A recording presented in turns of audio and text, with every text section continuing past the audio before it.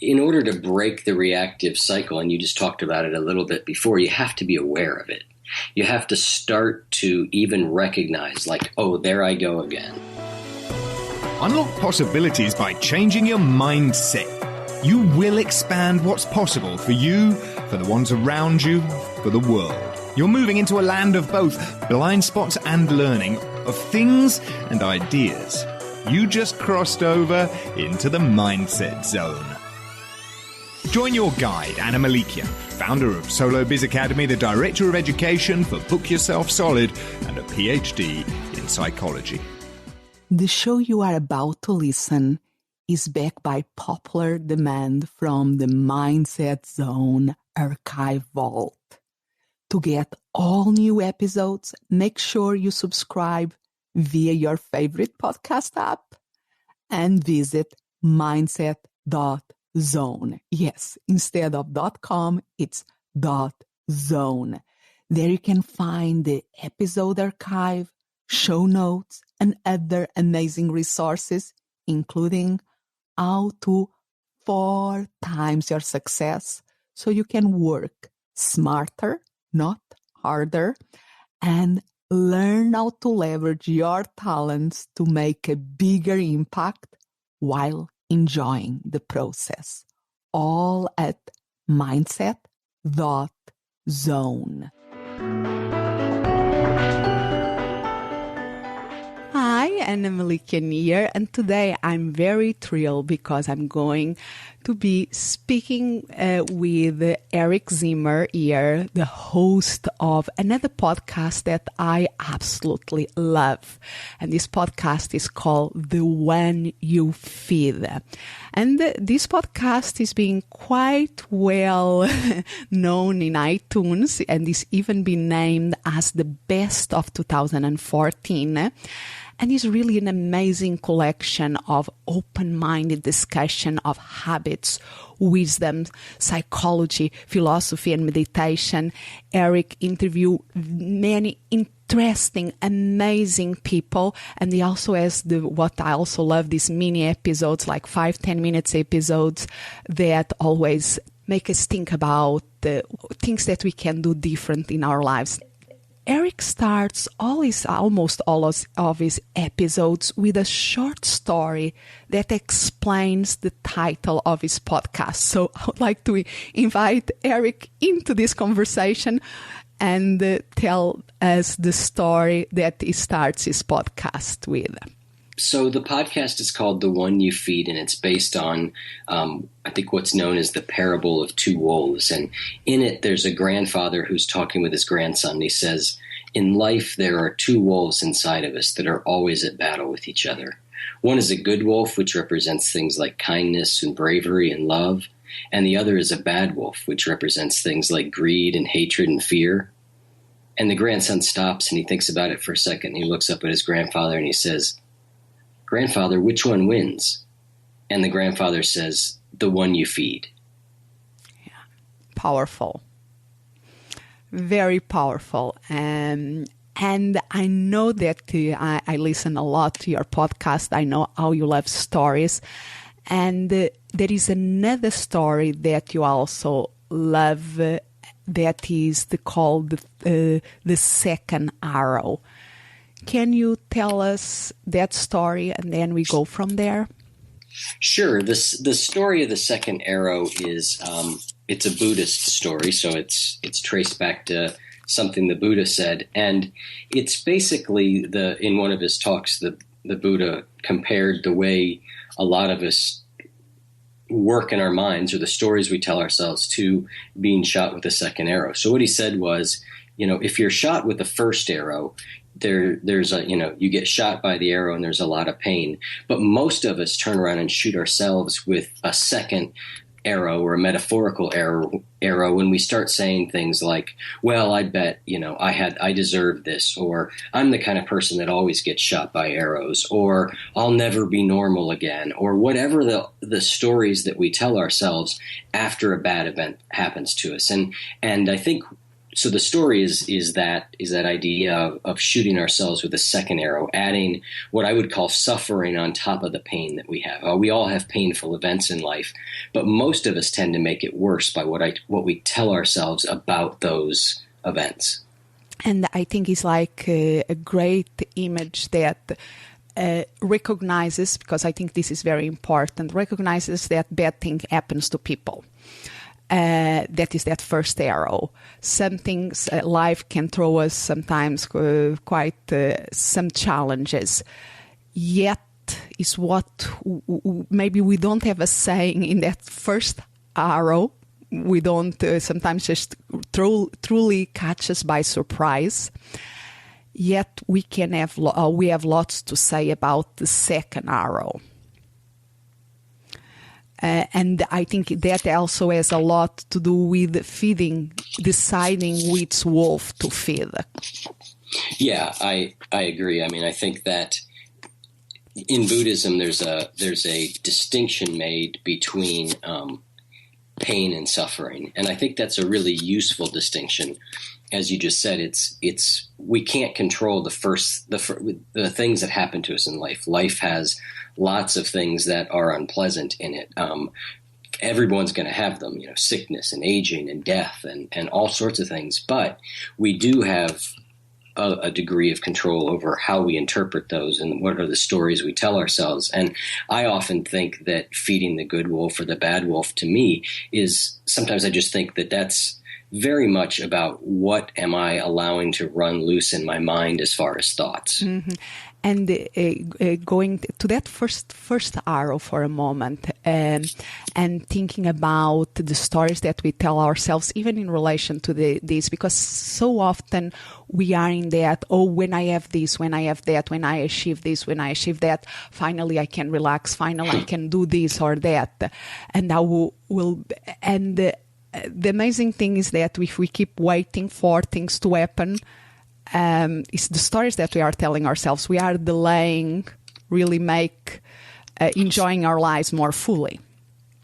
Right. Well, I think the challenge there is that it's that I'll be happy when is it's the mindset, and so then is never comes. I mean, for me, it's always been, I get to what I thought would make me happy. I don't feel happy. So I then think it's the next thing, instead of stopping and questioning, like, maybe this idea in general that I'll be happy when is flawed. I just, most of us don't see that. We just think, it wasn't this thing, it's the next thing, and it's the next thing. And not that there's anything wrong with striving and achieving and all that, but it's what we expect those things to do for us. Yeah, and one of the things that I find very interesting is that when we look, even I always sometimes see images of kids in very, in poor neighborhoods or in even third world countries or poor countries, that they really don't have many material things. And you see them playing with the ball outside, like playing soccer or something like that, in the outside streets. And they are happy, they are laughing, they are having fun.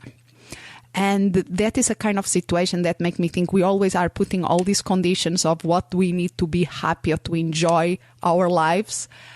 But if we look around, the people that are enjoying more their lives, they are in that moment doing that. They are not worried about what is going to happen next. Yeah, it's very much a mindset, and it's very much, I think, I think it's an ability. At a certain point, it becomes an ability to be present to where we are. I was in California earlier this year, and I lived in California for years, and I go back semi-regularly, but I hadn't been out there in a few years. And I've done a lot of work with meditation over the last few years, and a lot of really looking at that, like, I'll be happy when mentality. And normally when I would go to California, we would, I'd go out to the beach, and it would just be so beautiful. And immediately my thoughts would be like, how can I be here more? I need to be here more. Maybe I could get a place on the beach. Maybe I could, I'm suddenly not paying any attention to where I'm at anymore. I'm grasping and clinging to that good feeling and trying to figure out how to get more of it, make more of it. And I noticed how that didn't happen as much this time. When I was out there, I was able to just sort of be there and enjoy the scenery, enjoy the ocean, and be present. But I think that took effort on my part to develop that skill, because so many years of just always projecting forward to the future, or, again, that if I had a place on the beach, then I'd really be happy, which is just, it's a form of craziness. And also shows that this is a story of the stories that we tell ourselves, and the first and the second arrow. We can use this for good things in our lives, because what you're saying, you are in a beautiful place. That was the first arrow. You were there, supposedly in a place that you could enjoy a lot. And instead of flavoring that the moment in the fullest way that you could, you were telling stories about how, if I had a house here, if I was here more time, that were preventing you for flavoring the moment. Exactly. And it's just the inability to be where I'm at and have that be enough. And I think a lot of that is, mindfulness is all the rage these days, but I think it gets a lot of attention for a very good reason, which is that most of us are really terrible at it. We are in our heads with our stories about what we're experiencing all the time instead of actually experiencing it. Mm-hmm. And this leads me, before or in preparation to this interview, I was listening to more of your podcasts, and especially one of the latest episodes, the number 70 of the One You Feed podcast, where you interview David Redish. And was very interesting what you two were speaking about in terms of the decision making. And how does it works, and how there is that more deliberate way that we can think in our goals or planning, but there are more automatical ways, or what I think he calls the Pavlovian one, based in the Pavlov, or so he differentiates in a very interesting way the way that we make decisions. Yeah, he talks about he's a researcher really focused on decision making, and he says that we have multiple decision making systems. Just kind of like you said, there's the one that we all think of, which is the deliberative system, which is the one that we, it's deductive, reasoning. It's, well, there's this, then there's that, and we kind of think it all through, very much prefrontal cortex type stuff. And then he did describe sort of what he calls the Pavlovian system, which is much more driven by emotional things. It's much more subconscious on some level. And, and then he goes into some other ones, the automatic response, which is more like, the way a basketball player has internalized how to play basketball. They make decisions in a split second, go left, go right, and that is a decision-making system, but it is so automatic and so well-trained at that point. Yeah, I thought it was a really interesting conversation, too, and the thing that he said... Oh, go ahead, and then he also speaks about the reflexes. Yep. And my question to you is that what do you think that is the mechanism? And I know that we are just fresh with these ideas. I really want to read this book because I think there is this differentiation that he makes between the different systems is really very powerful. But just playing a little bit with ideas, what do you think that is decision-making mechanism that is more dominant for the second arrow to strike? I think it's Pavlovian. Mm-hmm. I think it is. I think it's very much an automatic response based on our previous experience, based on the wolf that we have fed so far more. Yep, the wolf that we fed for so many years, the stories that we've been told by others. Your podcast is titled Mindset, and there's a book called Mindset by Carol Dweck, Yes. the idea of a fixed versus growth mindset. And we just did an interview with her last week that'll be coming out. And, that really, when you just said that, it's so interesting to me. There's a fixed mindset, right? Which maybe you've talked about on your show a bunch, but fixed mindset is I'm kind of this way. Here's what I've got. Things are the way they are. And the growth mindset says things can be different. And I think for a lot of us, we have that fixed mindset, and that's the way we interpret the world. So I think that decision-making system that kicks in is very Pavlovian. When something happens to us that's not good, most of the stories that spin up tend, I think, to be very much automatic. And that's where in that case, the more deliberative decision-making system can be helpful, because we can question, if I broke my leg, and I'm telling myself like, well, that's it, I'll never walk again. I can ask myself, well, is that really true? I mean, how do I know that's true? I can begin to question these automatic thoughts. Yeah. And that has to do a lot with one of the things that Dr. Carol Dweck speaks about, how we can move from a fixed mindset to a growth mindset. Because one of the things that I love about her work is that the main thing is that we can learn. So if we are like, I'm always with this bad thinking about everything, I cannot stop this yet, is enough to add that word yet to the end of something. Yeah. There is something that we can do about it. So even if the first arrow we don't happens, good or bad, is just something that happened. The second arrow is us that are throwing it against ourselves. But even at that moment, we can decide to be there, maybe with a third, fourth, a fifth arrow, or just for a moment think, maybe I can do something about it. Yeah.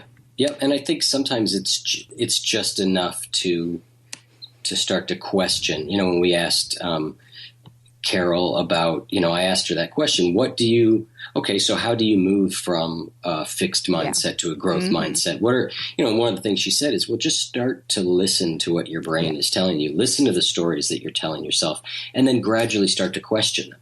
Use the growth mindset voice to question your fixed mindset. Does it really have to be this way?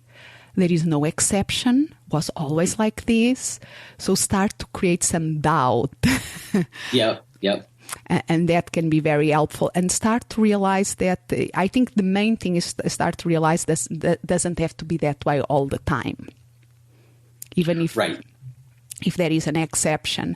And another thing that I love about this concept of growth and fixed mindset is that to realize that even people, and I'm considering part of this group, that I'm a lifelong learner and I love to work with lifelong learners, and it's something that I adore learning. But even people that are very open to learn stuff, all of us have fixed mindset around certain areas of our lives. Yep. We absolutely do. And I think some of us have a bit of a fixed mindset and a bit of a growth mindset, even in the same area. It's definitely a very powerful idea that I've been thinking a lot about lately since I prepared the interview, or we did the interview, and then just went through editing it. So because for me, the idea of when we are stuck in something, that kind of situations that we know that we should be doing, but we are not doing, and there is something there that we are in our own way so often, usually that is an indication there is a fixed mindset going on there. Yeah. And I call them our mindset blind spots. We are not yet aware that we have, but we start to perceive that there is something there.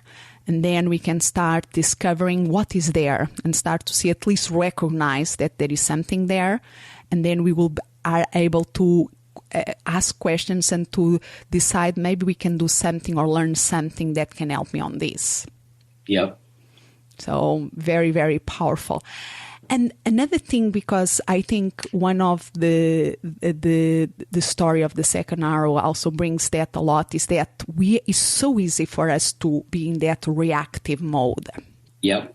And you have interviewing amazing people, very interesting people. I think it's one of the fun things of doing the podcast is this opportunity that we have of picking out the brain of incredible people and thinkers. Yeah. So from all that, and I know that this topic of being reactive is something that you explore too. What will be advice? So far you are finding as the best strategies to break this reactive cycle in our lives? Well, I think in order to break the reactive cycle, and you just talked about it a little bit before, you have to be aware of it.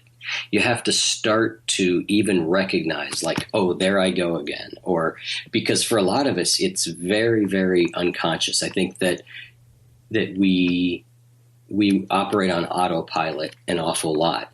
And so I think that awareness is the first thing. And there's different ways to build that awareness. So I think the best strategy is to start to work on building awareness. And some of the strategies for me that I use, one is obviously reading about, listening to, thinking about. I mean, I started the podcast largely for myself as a way to feed my own good wolf, because what would happen is when I would learn an idea, or I would hear an idea and I would think that's interesting, and then 3 weeks would go by before I would think about it again. And so what I started the show to do was to kind of keep in the front of my mind on a very regular basis this idea that there is more to life than the outside world.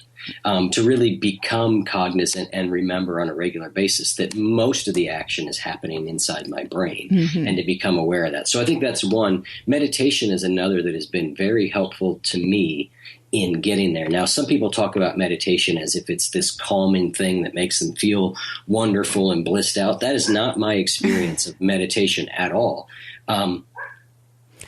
But what my experience of meditation is that over time, I start to become more aware. Because what I do in meditation is I just try and watch what's happening in my head. Yeah. That's the meditation for me is just trying to stay aware of, okay, I'm thinking, I hear a sound, I'm thinking, and so that's been the way that I've developed that awareness mostly. And I think it's important for everybody, and I reflect about on this too. Different people will find different way of breaking that cycle. And sometimes it's enough to a small shift, a small thing. One of the things that I like to do when I'm speaking about this in the group format is asking people to write the word reactivity. And you can do it because it's a very fun exercise that really, I think, very powerful. So if you write the word reactivity, tell me when you have done that. All right, hang on. Let me find a pen and paper. Yes, or imagine in your mind. But it's more powerful if you write it. I'll write it. And All people, right, I got it. Hang on. And this is, I always like to, because I know that so many people listen to podcasts while they are driving. Don't write when you are driving. You can do this afterwards. So, and it's still powerful, even after we know the end of the story here. So you have the word reactivity down. Can you localize the letter C between the A and the T? So react. The C there between the... So now move it to the beginning of the word. Creativity. So small change can make a big impact. Yeah. It's just that kind of movement that because sometimes I think one of the things that prevent us for changing is that we think, oh, it's so much. And it's a lot. Sometimes changing behavioral habits is a lot of work. I totally recognize that. But that doesn't mean that we cannot start to do something. And sometimes doing that small change makes an incredible difference. We have to start to make the ball rolling somehow. And even when it's breaking the reactivity cycle and become more creators of our own lives, sometimes we have to, this baby step approach, I think, can be very, very efficient.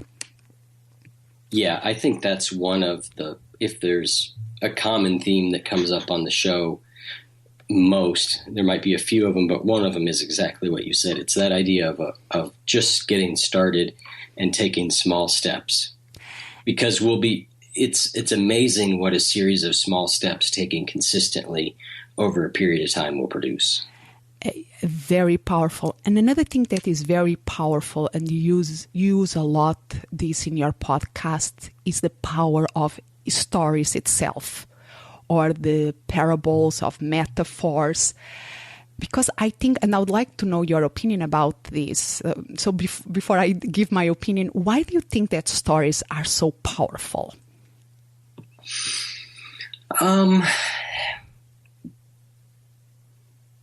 I think that we are story-driven creatures. I mean, I just think we look for story, we look for meaning in most everything, and I just think stories are a very direct way of getting to that. And parables in particular, I love parables that are good because they manage to say an awful lot in a very small package. Mm-hmm. So you hear that wolf parable and you almost intuitively, instantly get it.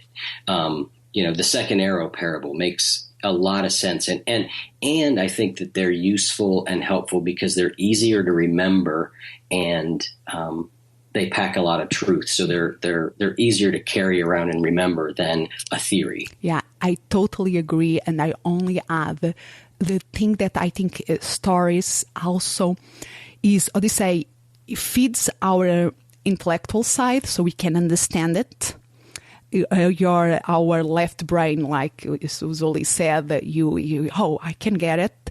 But at the same time, there is a way that the story has of creating an experience, an emotional element to the intellectual part that I think is much more powerful. And I think that becomes something that we get at an intellectual level and we feel it in our body too. And I think that is very powerful for changing. Yeah, I think it becomes critical at some point for changing, because intellect only takes you so far. You have to it's that analogy of, I don't know if you've heard the analogy of the rider and the elephant. Tell us about it. So I guess another parable or analogy. But the idea is that, we all have a rider and an elephant. And the rider is our conscious brain. It's our prefrontal cortex. It's that deliberative system. It's the thing that can think about the future, make decisions, consider, okay, what's good for us, what's not good for us. So that's the rider. And then the elephant is all of that emotional, habitual, Pavlovian, subconscious aspects of us. And so if you think of it in that way, the rider can decide where it thinks it wants to go. But if the elephant doesn't buy in at some point, the rider is not going to be able to do very much with that. And so that speaks to exactly what you said there. It's things like story and emotion. When you start to connect emotionally to a lot of these things, then the elephant changes direction. Yes. And then it's so much easier. But if you're always trying to pull an elephant the other direction, you're only going to be able to get so far with that. Love it. And I think it's a great way of bringing this call to an end, because I think there is something that we can be thinking about, and how can we get both the rider and the elephant going in the same direction. Yep, exactly. And with a good destination in view. So where do people, of course, I will recommend everybody to go to iTunes, Stitcher, whatever way you listen to podcasts, and subscribe to this amazing podcast that is the One You Feed. You really are in for a treat. If you like Mindset Zone, you are going to love the One You Feed too. So I really recommend. And tell us what other places people can know more about you and more about your podcast. Yeah, the easiest place is just oneyoufeed.net. That's ONEYOUFEED.net. And from there, you can listen to the episodes right on the website. You can find links to iTunes or Stitcher, or send us an email or anything you want. Wonderful. So thank you so much for your time today and for being here. I really enjoyed this conversation. I could go on forever. Thank you. I enjoyed it a great deal also. It was truly a pleasure to have the opportunity of have this conversation with Eric Zimmer. And like always, I love to hear your comments about this and learn from your own experiences. What are the stories that impact you more? How do you use these stories to help you shift to your mindsets? So love to hear about that. And if you want a weekly mindset workout, make sure that you also are subscribed to this podcast, Mindset Zone, via like iTunes, Stitcher, or also you can go directly to the website, mindset.zone/info. There you'll go to a player where all the episodes are for the notes of today's episode and the links to the When You Feed podcast. If you go to mindset.zone/29, you will find everything there too. And of course, also to give you an extra incentive to visit my website, go to mindset.zone/free stuff. You will find different resources there, and you always can write me to Anna, A-N-A, at mindset.zone, telling me what you love to see there, as well as any comment about this podcast. Very grateful that you crossed over into the mindset zone. Expand what's possible for you, for the ones around you, for the world. Thank you for listening. And remember to visit mindset.zone. Yes, instead of .com is .zone. There you can find all the episodes and other amazing resources. As always, I'm so grateful that you have crossed over into the mindset zone. Expand what's possible for you, for the ones around you, for the world.